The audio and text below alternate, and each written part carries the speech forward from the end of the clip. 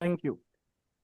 हाँ, तो मैं आपको बता रहा था, पहला सेक्शन था आपका जो अभी बताया था 281 से संबंधित, जहां पर 3 दिन के अंदर सिग्नेचर करवाने हैं।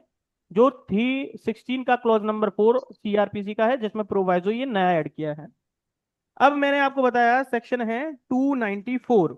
सेक्शन नंबर जो 294 है और जो आपकी सीआरपीसी का सेक्शन नंबर है 330, इसमें फॉर्मल प्रूफ की बात करता है। आपने पढ़ा ना एफिडेविट के बारे में। जी सर। वैसे तो कोई भी डॉक्यूमेंट आप कोर्ट में पेश करा सकते हो, लेकिन आप ऐसा कोई डॉक्यूमेंट करा रहे हो जिसके बारे में कोर्ट को भी नहीं पता, और उसे प्रूफ करना, क्योंकि आप कोई भी डॉक्यूमेंट पेश करोगे तो प्रूफ तो करना पड़ेगा, नहीं पड़ेगा? Yes sir. तो उसे प्रूफ करने के तरीके क्या हैं? तो कह रहा है no formal proof of certain document. जो भी डॉक्यूमेंट आप कोर्ट के समक्ष पेश करते हो, उनका कोई फॉर्मल प्रूफ नहीं है, मतलब ऑफिशियल तरीके से आपके पास कोई प्रूफ नहीं है। तो कैसे प्रूफ करोगे उसे? बात समझ में आ रही है क्या? एफिडेविट। Yes sir. तो उसे प्रूफ करने के लिए एक टाइम पीरियड डिसाइड किया गया है, क्योंकि भाई आपको टाइम तो लगेगा उसे प्रूफ करने के लिए, बोलो है ना? Yes sir. Yes sir. तो आप एविडेंस लाओगे, कोई चीज उसके संबंध में लाओगे, लाओगे ना? तो उसके लिए एक पर्टिकुलर टाइम बना दिया कि भाई उस डॉक्यूमेंट को जो आप लाए हो वो असली है नकली है। इसका मतलब क्या है?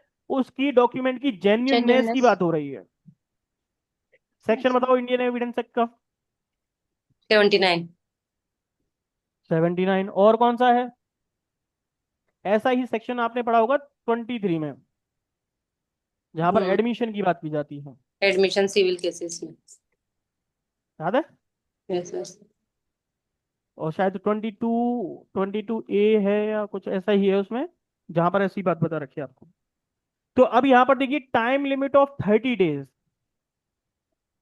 कितना है time sir period? Which section, sir एक बार बताएंगे, बीएनएसएस में कौन सा सेक्शन है? सेक्शन नंबर है 294, बीएनएसएस का है 330। 330। ओके। 330। इसमें टाइम लिमिट दे रखा है कि आपको डिनाइल करना है या उसके रिगार्डिंग कोई भी प्रूफ देना है, तो 30 दिन का समय होना चाहिए। Yes sir. यस लेकिन सर। कभी कभी ऐसा तो है नहीं कि 30 दिन में ही प्रूफ कर दे, कोई कोई कर सकता है क्या ऐसा? नहीं। तो फिर उस केस में मजिस्ट्रेट जो है उसको और रिलैक्सेशन के टाइम पे और टाइम दे देगा। लेकिन इट्स अ अच्छा। डिस्क्रिप्शन ऑफ द कोर्ट, कितना देना चाहे, 10 दिन 15 दिन, लेकिन 30 दिन का टाइम फिक्स रहेगा इसमें। यस। Okay sir.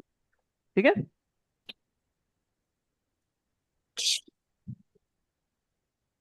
अगर मान लो उस पर्टिकुलर चीज के ऊपर डिस्प्यूट अराइज हो जाए, तो क्या एक्सपर्ट को भी बुलाया जा सकता है क्या उस चीज को यस प्रूव सर। करने के लिए? बिल्कुल बुलाया जा सकता है। तो सेकंड प्रोवाइजो ये कहता है कि एक्सपर्ट को भी आप कॉल कर सकते हो अगर पार्टीज के बीच में उस ट्रायल के दौरान डिस्प्यूट अराइज हो गया है कि ये डॉक्यूमेंट जेन्यून है या नहीं है। जैसे सिग्नेचर देखने हैं आपको उसके, देखते ही नहीं देखते? अगर उस यस डॉक्यूमेंट सर। में यस। सिग्नेचर हो रहे हैं तो ये सिग्नेचर किसका है, उस पर मोहर लगी हुई है, सील लगी हुई है, वो किसकी है, क्या ये जेन्यून है या नहीं है? तो आपने क्या किया, थर्ड पार्टी की ओपिनियन लेने के लिए। थर्ड पार्टी का ओपिनियन क्या होता है? किसको बुलाओगे? Expert opinion. एक्सपर्ट को। एक्सपर्ट को बुलाओगे। सेक्शन नंबर मतलब कौन सा है? 45 इन। 45 टू 45 में। 50 इंडियन एविडेंस एक्ट। हम्म। आगे देखिए, मैंने एक सेक्शन बताया था आपको 336। बहुत इंपॉर्टेंट सेक्शन, अभी मैंने लिख के भी भेजा था आपको। नया ऐड किया है। ये सारे जो सेक्शन जोड़े हैं वो प्रैक्टिकल अप्रोच से जोड़े हैं सारे के सारे। 336, आपको याद हो तो मैंने एक चीज बताई थी 273 से संबंधित सीआरपीसी की, याद है? बोलो। 273। यस सर, एक्यूज क्या की है? प्रेजेंस में एविडेंस हाँ, रिकॉर्ड। Very good. मतलब आपको याद है कि अक्यूज की प्रेजेंस में ही क्या होंगे, विटनेसेस एविडेंस के रिकॉर्ड। एग्जामिनेशन या उनके एग्जामिनेशन को रिकॉर्ड किया जाएगा, मतलब उनके जो भी एविडेंसेस होंगे उनको रिकॉर्ड किया जाएगा। ये पढ़ा था ना? Yes sir. लेकिन हमने ये भी पढ़ा था उसका अपवाद क्या है। कि अगर कोई अगर रेप वो मिल नहीं रहा तो? के सामने जरूरी नहीं है एक्यूज हो, वो पर्दा वाला कर सकते हैं, भाई पर्दा मान लग रहा लो है। वो व्यक्ति भाग जाए कहीं, हम्म। तो अगर वो भाग गया तो फिर क्या उसके जो एब्सेंस में भी विटनेसेस ले आए सकते हैं। हैं क्या उनके एग्जामिनेशन नहीं करें? कर सकते हैं सर। कर सकते हैं। कौन सा सेक्शन कहता है ये बात? 9 में। हाँ, 299 में उसकी टू अपसेंट। नाइनटी नाइन में ये बात दे रखी है। लेकिन अब इसी को ही एक और सेक्शन इसी से ही जुड़ा हुआ लिख दिया है यहाँ पर, 300। वो भी उसी का अपवाद है। वो कह रहा है कि अगर मान लो अक्यूज नहीं आए तो फिर हम क्या, विटनेसेस अगर हमारे पास हैं तो क्या हम उसे छोड़ दें क्या? सब तरीके से। तो बहुत अच्छी तरीके से एक्सप्लेन किया हुआ है, वो 7 पॉइंट या 4 5 पॉइंट दे रखे हैं उसमें, सारे इंपॉर्टेंट है, बहुत सारा पूरा पैरा दे रखा है, सारी बातें इंपॉर्टेंट है उसकी। Yes sir. जैसे कि पब्लिक सर्वेंट कोई एविडेंस देना चाहते हैं अपनी तरफ से, जैसे एक्सपर्ट अपना कोई ओपिनियन देना चाहते हैं, पुलिस ऑफिसर अपना तरफ से कोई एविडेंस देना चाहते हैं, या उनसे संबंधित और कोई व्यक्ति। मतलब अभी तक तो विटनेसेस कौन थे, नॉर्मल पर्सन थे, यहाँ पर विटनेसेस कौन है, गवर्नमेंट के अधिकारी हैं, जैसे पब्लिक सर्वेंट हो गया, पुलिस ऑफिसर हो गया, या एक्सपर्ट हो गया, जो इसको भी बुलाना चाहते हैं, लेकिन अक्यूज है नहीं वहां पर, उसके बिना प्रेजेंस के ही ये सब चल रहा है काम। ठीक है, यस सर। उसके एविडेंसेस रिकॉर्ड किए जा रहे हैं। ठीक है, अगर मान लो वो नहीं है तो उनके अलावा कौन कर सकता है, उसका जो भी। सक्सेसर होंगे। सक्सेसर। सर। सक्सेसर पता है ना कौन होते हैं, उत्तराधिकारी। जैसे मान लो कोई पब्लिक सर्वेंट ने कोई रिपोर्ट बनाई थी, यस। किसी पब्लिक सर्वेंट को रिपोर्ट बनाने के लिए कहा था कि इसकी इन्वेस्टिगेशन करो, इसके बारे में जानकारी करो, उसने रिपोर्ट तो बना दी, लेकिन वो रिटायर हो गया, तो अब उस रिपोर्ट को कौन दे, सक्सेसर। उसका उसका सक्सेस। सक्सेसर देगा। मजिस्ट्रेट को देगा सर आगे वो। बात समझ में, यही बात सेक्शन नंबर 336 में बताई हुई है। तो ये काफी इंपॉर्टेंट है सेक्शन, इसलिए ऐसे याद रखना। आगे ओके सर। देखिए, एक और सेक्शन आपके समक्ष,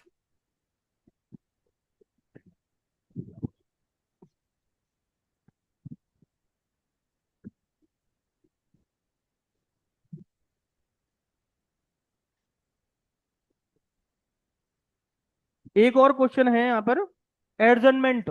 एंड एडजर्नमेंट वाला टॉपिक बहुत इंपॉर्टेंट है या नहीं है। Yes sir. सेक्शन नंबर है 309, बीएनएसएस का है 346। एडजर्नमेंट पोस्टपोनमेंट, आपने पढ़ा होगा इसके बारे में कि कोर्ट क्या करती है ट्रायल के टाइम पर, day to day. Time to time क्या करती है, जब एविडेंस नहीं आते हैं, विटनेस नहीं आ रहे हैं, कि उसकी तबीयत खराब है, तो बीच बीच में क्या कर देती है वो, हरजाम। एडजॉर्न कर देती है उसे, या पोस्टपोन कर देती है, आगे की डेट करवा लेते हो ना फिक्स, कि भाई आगे यस। की 1 महीने की बाद की डेट दे दो आप। तो यस वही सर। सिस्टम यहाँ बना रखा है, लेकिन उन्होंने पूरा आपको ये, मैं तो केवल इतना सा बता रहा हूँ, 309 के बारे में थोड़ा सा पढ़ के जाना, क्वेश्चन आ सकता है यहाँ से अच्छा, प्री का। इसमें बहुत सारे टाइम पीरियड दे रखे हैं, अलग अलग सिचुएशन बता रखी है कब कब ऐसा हो सकता है। Yes sir. इसमें जो चीज जुड़ी हुई है, मैंने तो केवल अमेंडमेंट ही बता रहा हूँ आपको, इसमें जो नेक्स्ट चीज जुड़ी है वो है आपका सबसेक्शन नंबर 2 का लास्ट प्रोवाइजो। उसमें एक चीज जुड़ी हुई है कि आप, अगर मान लो कोई पार्टी जो है ऑब्जेक्शन कर रही है किसी तरीके का, मान लो किसी केस में ट्रायल चल रहा है, ठीक है, और उस टाइम पर कोई पार्टी आकर के कोई ऑब्जेक्शन रेज कर रही है, तो वो ऑब्जेक्शन कितने टाइम के, कितनी बार एडजन कर सकती है कोर्ट उसके लिए, 3 बार। 2 बार। 2 बार से ज्यादा एडजमेंट नहीं किया जाएगा। हालांकि लिखा ये है, नियम तो ये है, जनरल रूल क्या है कि एडजमेंट होना ही नहीं चाहिए, लेकिन ऐसा होता है कि कभी, बोलो, सर। कभी अक्यूज भी बीमार पड़ जाता है, कभी जज भी बीमार पड़ जाता है, कभी पार्टी नहीं आ रही है, ऐसा होता है कि नहीं होता, वकील यस के सर। पास टाइम ही नहीं है, दूसरे केस को लड़ रहा है वो। तो फिर ऐसे केस में क्या होगा, एडजमेंट तो होगा, लेकिन कितना होगा, उसका पूरा एक क्राइटेरिया बता रखा है, उसी का एक पार्ट है कि 2 महीने से 2 बार से ज्यादा का एडजमेंट नहीं किया जाएगा जब पार्टी कोई ऑब्जेक्शन कर रही है किसी चीज को लेकर। क्लियर है क्या, बताइए। Yes sir. सर ये 2 बार का टाइम कहाँ लिखा है, मेरे में तो 15 दिन से अधिक नहीं होगा, एक में तो ये लिखा अरे है वो तो अलग चीज प्रोवाइडेड है भाई, ऑल्सो। वो अलग चीज प्रोवाइडेड है, ऑल्सो।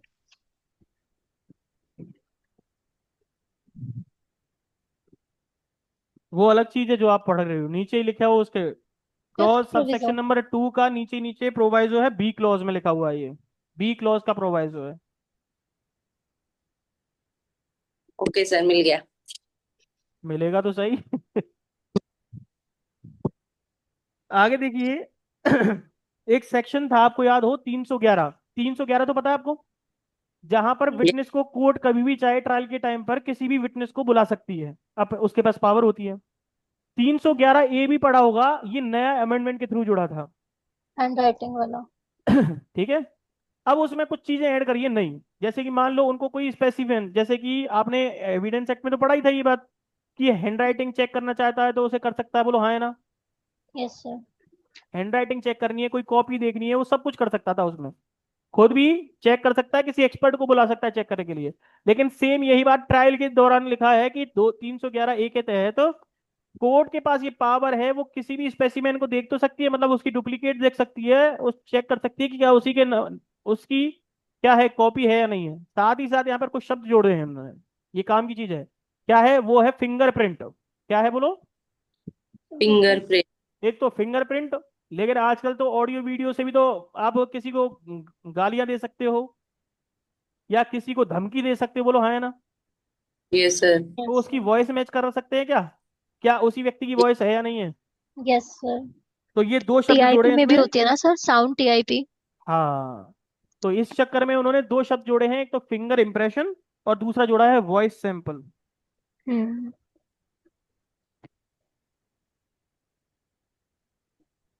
ठीक है।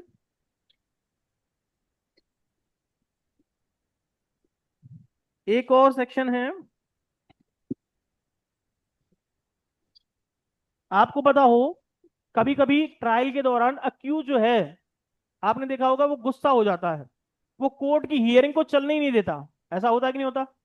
उसकी अटेंडेंस डिस्पेंस कर देंगे सर। वो क्या है, वो टाइम को बढ़ाना चाहता है, अपने आप को बचाना चाहता है, ऐसा करता है टाइम।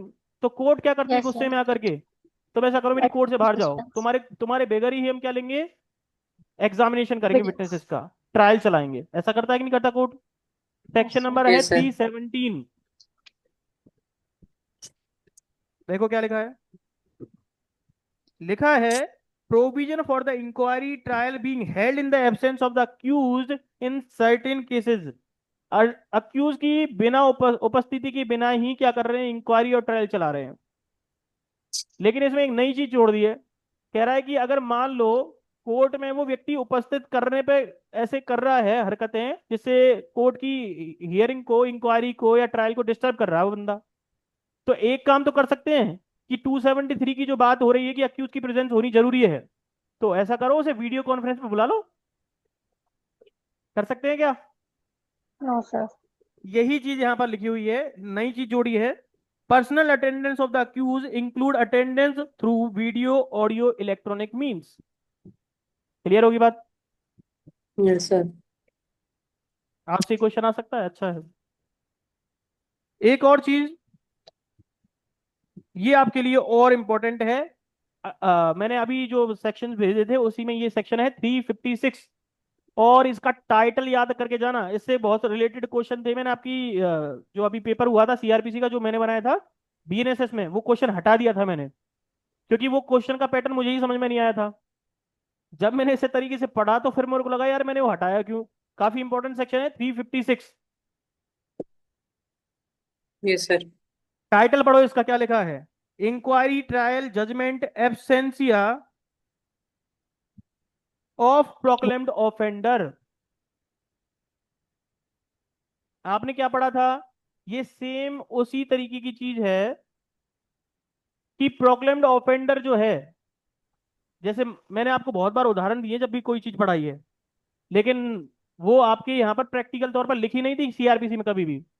आपको पता हो कि ऐसे अधिकारी, जैसे मान लो आपको याद हो आसाराम, आसाराम के बारे में सुना है। Yes yes sir. Sir. Asaram एक संत थे, तो साहब उनके ऊपर बहुत सारे रेप के चार्जेस, पता नहीं किस किस चीज के चार्जेस लगे हुए थे। लेकिन जब हम्म। उनको पकड़ के लाया जा रहा था तो उनके जो फॉलोअर्स थे, उन्होंने कितने कितनी दंगे फसाद हो गए थे, हुए थे कि नहीं होते। यस सर, आई वाज हाँ। One of them. फिर उसके बाद राम रहीम हुए थे, सरदारों के पता नहीं कौन से धर्म से थे वो, राम रहीम थे। हम्म। उन्होंने ऐसा कुछ किया था, तब भी उनके फॉलोअरों ने कितने लड़ाई हंगामे वो किए थे, करे थे कि यस करे सर। थे। तो ये उसी पैटर्न पर ये कुछ ये सेक्शन जोड़ा गया है यहाँ पर, कह रहे हैं कि ऐसे लोग जो वीआईपी हैं, वीआईपी टेररिस्ट हैं, ऐसे लोग जो प्रोक्लेम्ड ऑफेंडर हैं, जिनको ला करके अगर हम उनको कोर्ट में ले जाएं तो क्या हो सकता है, डिस्टर्बेंस ऑफ पीस। डिस्टरबेंस हो सकता है, लड़ाई झगड़ा हो सकता है। तो क्या ऐसे व्यक्ति को बिना कोर्ट में लाए क्या उसके ऊपर कार्रवाई की जा सकती है। Yes sir. Yes sir. इसीलिए ये सेक्शन जोड़ा गया है 356, याद रखना है इसे। और इसके अंदर बहुत सारे लोगों के, व्यक्तियों के नाम लिखे हुए हैं, वो भी आपको याद रखने पड़ेंगे। इसलिए मैंने कहा था आपसे कि इसे डीपली पढ़ के जाना। Okay sir.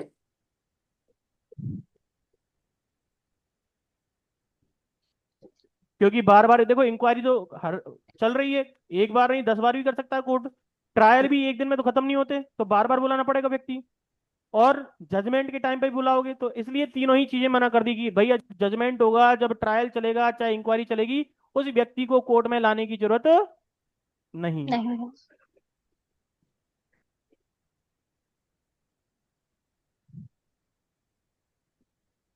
एक और सेक्शन 359, शायद याद है 320 क्या कहता है section? Compounding. Compounding. Compounding offence. मैं केवल वही बता रहा हूं जो आपके मेन मेन प्रोविजन है, जिनमें चेंजेस हुए हैं। कंपाउंडिंग ऑफेंस की बात करता है, और आपको याद हो कि वहां पर बहुत सारे सेक्शंस दे रखे हैं जिनको बता रखा है कौन सा कंपाउंडेबल है और कौन सा कंपाउंडेबल तो है लेकिन with with the consent of permission of the court. Court हो सकता है। पढ़ाई ये यस सारी सर। चीजें। यस उसमें सर। एक सेक्शन था आपका 397, यहां से क्वेश्चन एक अच्छा आ सकता है क्योंकि ये हटा दिया गया है आपका। किससे रिलेटेड है बताओ? आईपीसी का सेक्शन 397, 397। नहीं याद? सॉरी, 390 नहीं, 497, सॉरी। वो तो उससे था एडल्ट्री। Adultery adultery. से रिलेटेड है, और अडल्ट्री हटा दी कोर्ट ने। Yes sir. यस।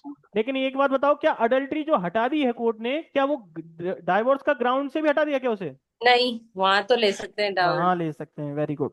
तो वहां पर तो आप ले सकते हो, लेकिन आईपीसी में अब इसकी कोई सजा नहीं है, क्योंकि महिला अपनी इच्छा से कर रही है और वो किसी के साथ भी ऐसा कर सकती है। आजकल भैया इंडिपेंडेंट वुमन का जमाना चल रहा है, एम्पावरमेंट है, तो 497 को हटा दिया है फ्रीडम और एक्सप्रेशन के चक्कर में। तो अब ये हटा तो दिया है, लेकिन ध्यान से सुनिए, ये क्या था, कंपाउंडिंग नेचर का ऑफेंस कहलाता था। कैसा कहलाता था बोलो? कंपाउंडिंग। कंपाउंडिंग। अब जब सेक्शन ही हटा दिया, तो कंपाउंडेबल नेचर का रहेगा क्या? नो नहीं। सर। तो याद रखना, 320 सेक्शन है बीएनएसएस का, 359 उसमें से सेक्शन नंबर 397 को हटा दिया गया है। 497 सर। सॉरी, मेरे को थोड़ा सा, 497 जो सेक्शन है आपका वो हटा दिया गया है। Yes sir. याद रहेगा, क्वेश्चन आ सकता है कि कौन सा सेक्शन आईपीसी का सेक्शन नंबर 359 से हटाया गया है। क्लियर यस होगी सर। बात? Yes sir, 497। लिख लेना, अडल्ट्री से संबंधित क्वेश्चन है ना।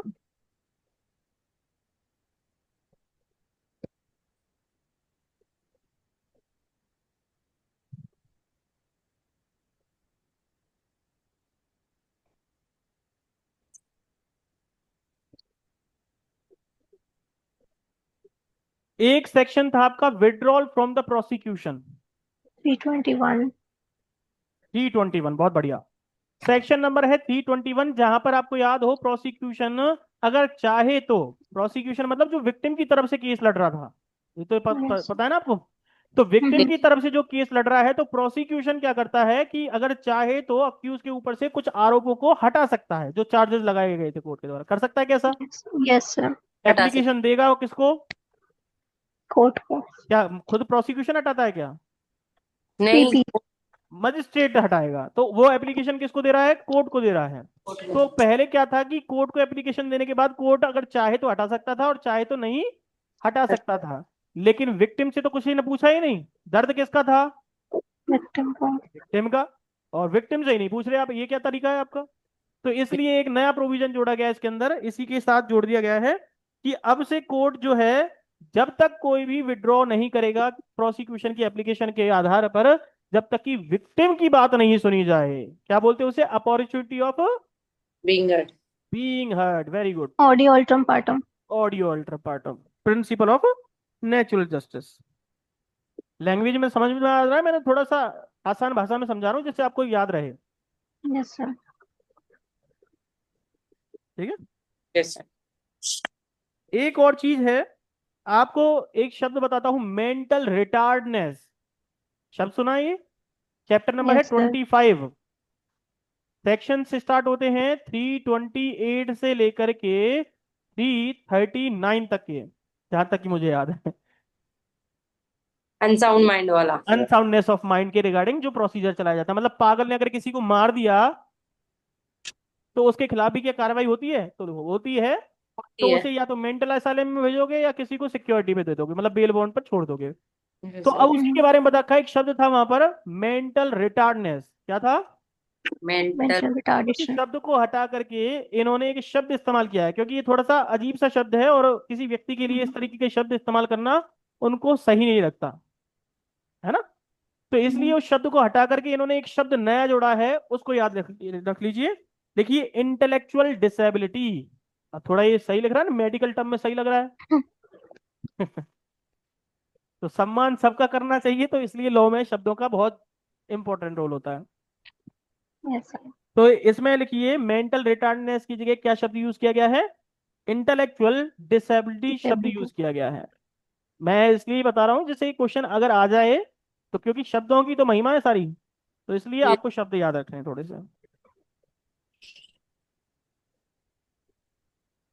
एक सेक्शन मेरे को आपको बताना है, वो है इंडियन ल्यूनेसी एक्ट 1912।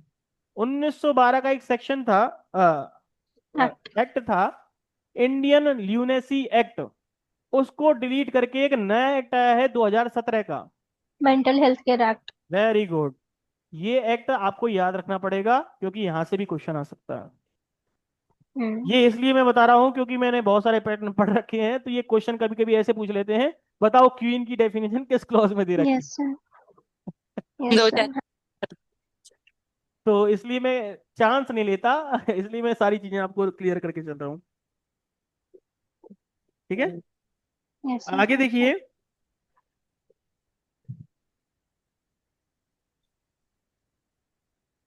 एक सेक्शन है, सेक्शन नंबर है 383, आपके बीएनएसएस का, और 343 है सीआरपीसी का। अब आपको इससे पता ही चल रहा यस है सर। कि 383 और 343 की बात कर रहा है, तो 343 से एडमिनिस्ट्रेशन। क्या समझ में आ रहा है? एडमिनिस्ट्रेशन वाला chapter 26। Very good. Chapter number 26, जहां पर अगर कोर्ट का कंटेम्प्ट कर देता है कोई व्यक्ति, तो फिर वो क्या प्रोसीजर अपनाते हैं, ऐसा ही पढ़ा है ना। Yes sir. तो वहां पर एक्चुअली क्या था कि अगर कोई व्यक्ति छोड़ दिया जाता है, तो वहां पर 1,000 रुपए का फाइन की बात की गई थी। अब वो 1,000 यस। का फाइन हटा करके कितना कर दिया इन्होंने? 500 की फाइन थी सर, वहां पे 3 महीने की सजा और अभी पांच 1000 है सर। अब 1000 रुपए का फाइन कर दिया वहां पे। सॉरी सॉरी सॉरी, मेरे से गलती हो गई। 500 रुपए का फाइन था, जिसे अब 1,000 कर दिया गया है। Yes sir. हाँ। ठीक है, वो थोड़ा बहुत सारा कुछ लिखा हुआ है अच्छा ना, ठीक। तो ध्यान से पढ़ा नहीं है। तो वहां इस पर तरह 500 रहता है रुपए का जो बच्चों फाइन है उसको 1,000 कर दिया गया है। थोड़ा सा ये याद रखना है आपको, ये आपकी काम की चीज है, में। और जो यस। आपने अभी पनिशमेंट्स बताई वो आपको याद रखनी पड़ेगी। ठीक है, यस सर। चलो ध्यान से सुन तो रहे हो, ये तो बहुत बढ़िया है। एक ऐसे ही है, 200 का जो फाइन था, उसको अब कितना कर दिया है? 1,000 हजार। रुपीज, एक वन हजार था। रुपये कर दिया गया है। ये भी आपको याद रखना है। कंटेम्प्ट के कुछ पर्टिकुलर केसेस में ही ऐसा होता है, जहां पर एक जो 200 रुपये थे वो 1,000 कर दिए गए हैं। 345 सेक्शन है।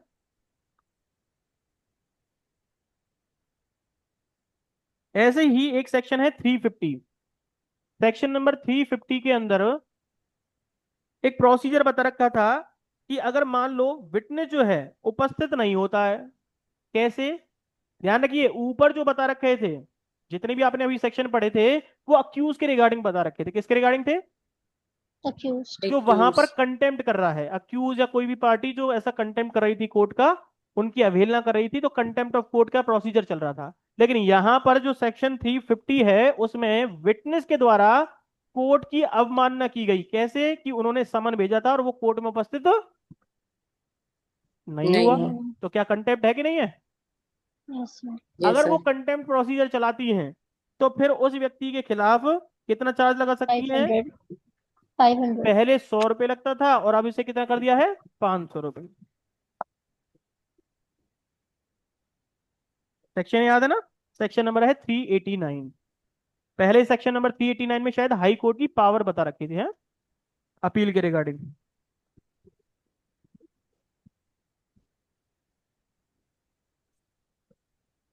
एक और सेक्शन ये आपके लिए इंपॉर्टेंट है, सेक्शन नंबर है 353, जजमेंट। पहले ये सेक्शन जो था आपका,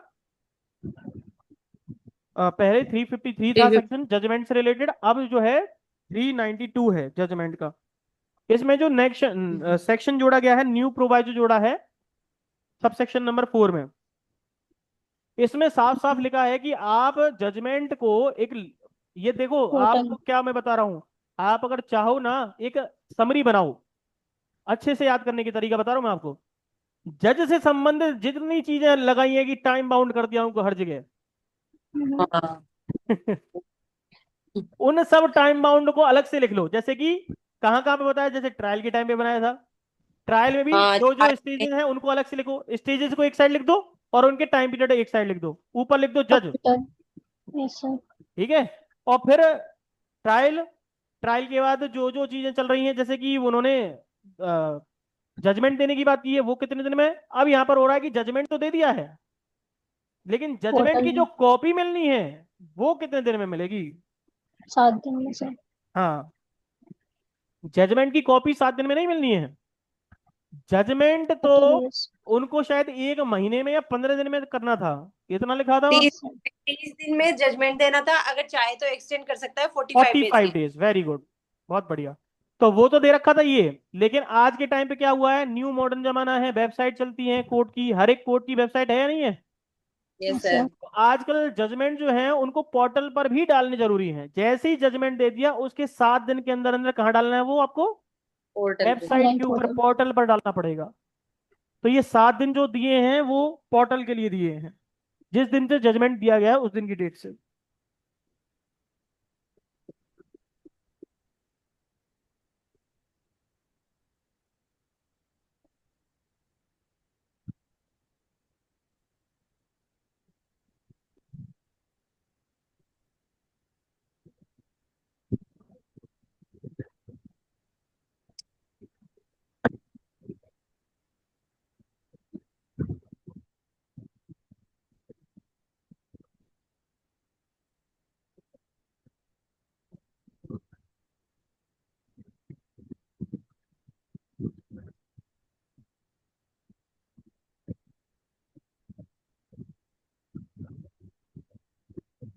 एक और सेक्शन देखिए, no appeal in petty cases. कौन सा सेक्शन, पैटी केसेस में अपील नहीं की जा 396। सकती। 370, 376 सीआरपीसी। अब कौन सा सेक्शन है, 417। इसमें एक नई चीज जोड़ी है कि जो पहले सजा से 6 महीने तक की थी, अब उसे कितना कर दिया है इन्होंने, 3 महीने। कह रखा है कि अगर मान लो हाई कोर्ट ने या कोई भी कोर्ट जो है उसने अगर 6 महीने से ज्यादा की सजा दी, या 6 महीने तक, 6 महीने 5 महीने की सजा दी, तो उस केस की तो आप अपील कर सकते हो। पहले ये क्राइटेरिया कितना था, 6 महीने तक का, कि 6 महीने से ज्यादा की अगर सजा दी है जब तो आप अपील कर सकते हो पैटी केसेस में। लेकिन अब क्या सिस्टम बना दिया इन्होंने, इन्होंने कहा कि अगर 3 महीने से कम की अगर सजा दी गई है उस केस में आप अपील फाइल नहीं कर सकते। क्लियर होगी बात। Yes sir.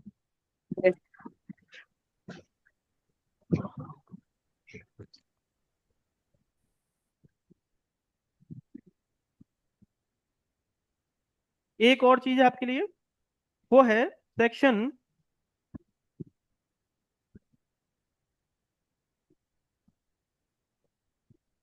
सेक्शन है 408। सेक्शन नंबर 408 में सेशन कोर्ट की पावर दे रखी है, आपको याद हो तो, ट्रांसफर करने की, कि वो अगर चाहे तो किसी भी केस को या किसी भी अपील को एक कोर्ट से दूसरे कोर्ट में ट्रांसफर कर सकता है, पता है ये बात। यस। Yes sir. तो वो सेक्शन नंबर था 408। और विड्रॉ कर सकता है क्या, अरे केस को ट्रांसफर किया है तो वापस भी ले सकता है क्या। दे सकता हाँ है। कर दे कौन सा सकता है। सेक्शन, 408। 9। 9। सॉरी। 8 में तो ये देता है और 9 में ये लेता है। देता है। ठीक है। यहां पर एक सम जो है, सम ऑफ अमाउंट था, वो था 1000 रुपीज, उसको इन्होंने सम कर दिया गया। लेकिन ये याद रखो कि सम का अमाउंट इन्होंने क्या रखा है, इन्होंने रखा है कि अब से वो, अगर मान लो किसी व्यक्ति ने जैसे कि आपको पता है केसेस को मतलब ज्यादा से ज्यादा टाइम मिलता रहे इस चक्कर में उनको एक जगह से दूसरी जगह भेजते रहते हैं। Yes sir. क्या कोर्ट ऑफ सेशन ये ट्रांसफर कर रहा है क्या, या पार्टी ने करवाया जबरदस्ती? हम्म। पार्टी ने एप्लीकेशन दी होगी तभी तो ट्रांसफर किया है कोर्ट ने, बोलो हाँ है ना? Yes yes sir. सर। जब पार्टी ने क्या किया, उस केस को और आगे बढ़ाने के लिए उसने क्या करा, एप्लीकेशन लगा दी कोर्ट ऑफ सेशन में कि सब मेरे केस को यहाँ से ट्रांसफर कर दो, ये मजिस्ट्रेट सही नहीं लग रहा मुझे, ये तो बायस है। क्लियर होगी बात? Yes sir. तो अब उसकी एप्लीकेशन को पढ़ा और समझा और लगा कोर्ट को यार ये तो फ्रॉड आदमी है, ये तो इस केस को डिले करवाना चाहता है और ज्यादा। तो फिर क्या कोर्ट उसके ऊपर फाइन इंपोज कर सकता है ऐसी एप्लीकेशन के खिलाफ? Yes sir. हाँ तो ये लिखा है कि 10,000 रुपए तक का फाइन लगा सकता है उस व्यक्ति पे। सेम यही पावर हाई कोर्ट के पास भी है। लिखा है ना, sum not exceeding 10,000 rupees. With section.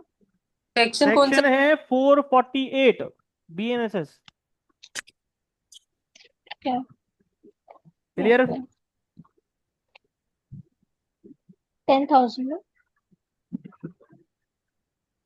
Yes sir.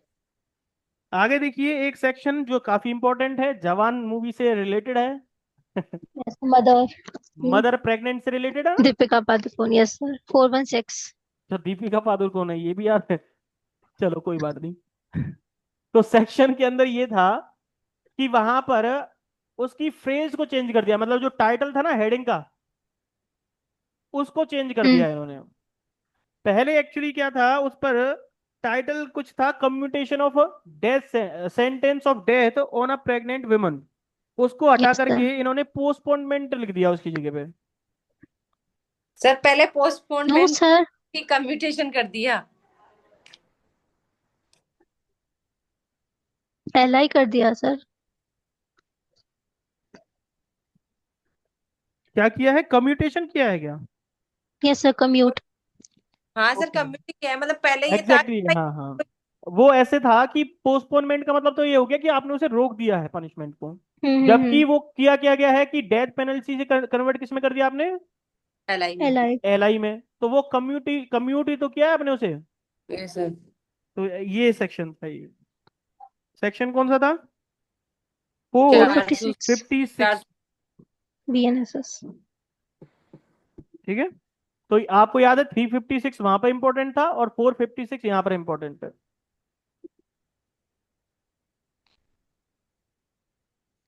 एक सेक्शन था 472 mercy petition in death sentence cases. Death sentence के बारे में तो पता ही है। यस और सर। ये भी पता है कि मर्सी पिटिशन लगती है उसमें। कहाँ यस सर। लगती है, या तो राष्ट्रपति के समक्ष या किसके समक्ष? गवर्नर। गवर्नर। गवर्नर के समक्ष। सेक्शन मैंने बताई, आर्टिकल मैंने बताई दिए 72 और 161। 161। तो अब ये आपको यहां पर याद रखना पड़ेगा, ये सेक्शन आपको पूरा रटा हुआ होना चाहिए, एक एक चीज इसकी अच्छी है, मतलब एक एक चीज स्टेप बाय स्टेप लिखी हुई है। टाइम पीरियड भी लिखे हुए हैं इसके अंदर, कितने टाइम में कहां पर पिटीशन फाइल करनी है, 60 दिन कहां पर है, 30 दिन कहां पर है, ये सारा कुछ लिखा हुआ है। तो इसे मेरे को अंदर से बताने की जरूरत नहीं है, इसे पढ़ के जाना अच्छे तरीके से। Yes sir. Okay sir.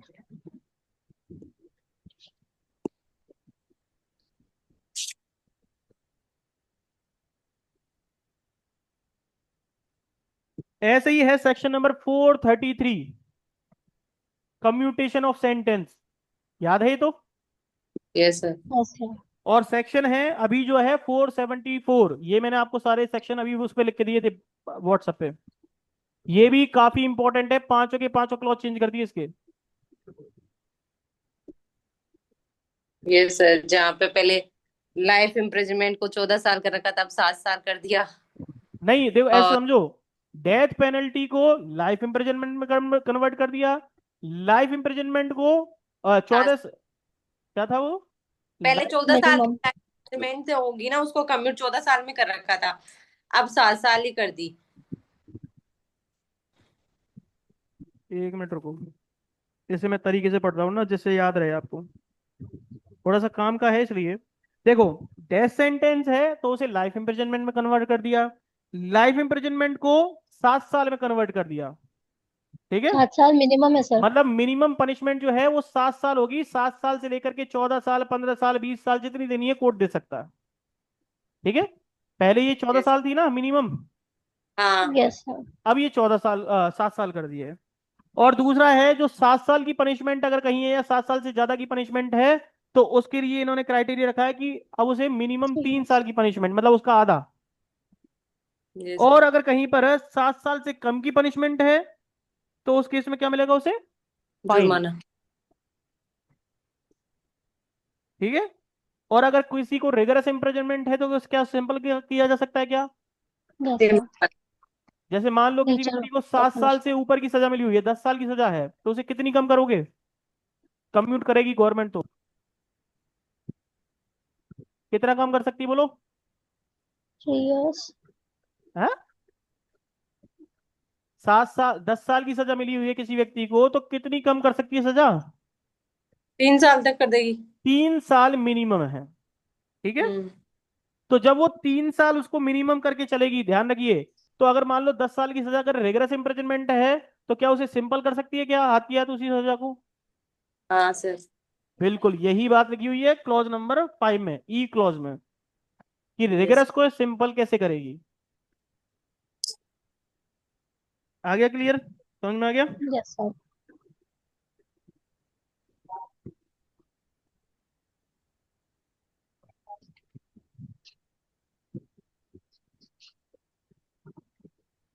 एक है जो बहुत ज्यादा आज के टाइम पे, अब मतलब इसके ऊपर बहुत सारा विवाद छिड़ा हुआ था, मैंने आपको पढ़ाया भी था बेल के टाइम पे। बेल का पूरा एक प्रोवाइजो पढ़ाया था मैंने, आपको याद हो? 436A, स्टार लगा लो इस सेक्शन के ऊपर। 436A, इसके ऊपर राष्ट्रपति में भी लड़ाई हो चुकी है, राष्ट्रपति ने सुप्रीम कोर्ट को भी फटकार रखा है। और बहुत तरीके के विवाद भी चले हैं इसके ऊपर, कॉन्फ्रेंस वेबिनार भी हुए हैं इस पे काफी ज्यादा। ठीक है। ये डिबेट हुई है इस पे अच्छी। और ध्यान रखना, बीएनएसएस अंडर का कौन ट्रायल सा प्रिजनर को सेक्शन है? लेकर के ऐसे भी आ सकता है। हाँ, सेक्शन बीएनएसएस का। बीएनएसएस का है सेक्शन नंबर 479। इस हम्म। सेक्शन को पूरा पढ़ के जाना, इसमें क्या क्या चीजें जुड़ी हैं। वैसे तो मैं बता देता हूँ, फर्स्ट टाइम ऑफेंडर को बेल मिल सकती है। ठीक है। हम्म। कुछ इसमें मल्टीपल पेंडिंग इन्वेस्टिगेशन, मान लो एक ही व्यक्ति है और उस व्यक्ति के ऊपर बहुत सारी इन्वेस्टिगेशन चल रही है, अलग अलग केसेस की, बहुत सारी उसके ऊपर इंक्वायरी ट्रायल चल रहे हैं अलग अलग ऑफेंसेस के। तो फिर क्या होगा उसके लिए? क्या उसको अंडर ट्रायल प्रिजनर रखें या छोड़ दें? छोड़े तो बेल पर भी छोड़ सकते हैं, नहीं छोड़ सकते। इस तरीके के कुछ प्रावधान जुड़े हुए हैं इसमें। तो आपको ये पूरा पढ़ना पड़ेगा। Yes sir. ठीक है। इसलिए इस पे स्टार लगा लेना, ये काम की चीज है आपकी।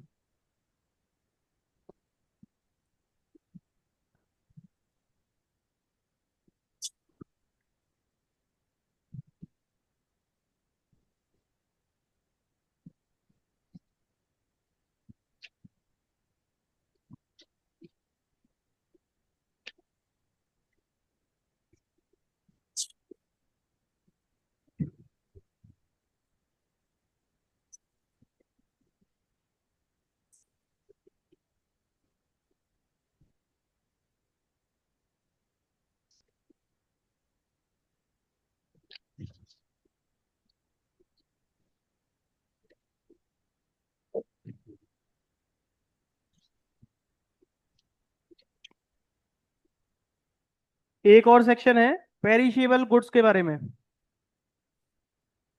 आपने डिस्पोजल ऑफ द प्रॉपर्टी के बारे में तो पढ़ा ही है ना? Chapter number yes. कौन सा था सीआरपीसी का? 34। और 451 से लेकर के 459 तक के सेक्शन थे उसमें, है ना? उसी का ये लास्ट सेक्शन है 459 वाला, पेरिशेबल गुड्स की। अगर वो रास्ते में पड़े मिल जाते हैं, कोई ऐसी चीजें खराब हो जाती है, तो उनको क्या करोगे आप?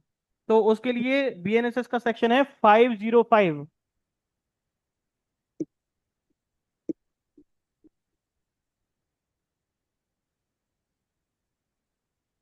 पहले उसके अंदर लिखा था कि पेरिशेबल नेचर की अगर कोई प्रॉपर्टी है, जैसे मान लो 500 रुपए से कम की कोई प्रॉपर्टी अगर पड़ी हुई है और वो खराब होने वाली है, तो पुलिस वाले क्या कर सकते थे? उसे बेच करके अपने पास रखते थे और उस अमाउंट को उस व्यक्ति को देते जिसका वो पैसा है।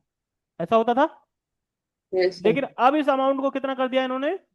10,000। 10,000 रुपए से कम की कोई प्रॉपर्टी है, उसको ही बेच सकते हो। पहले 500 रुपए से कम था, अब 10,000 कर दिया।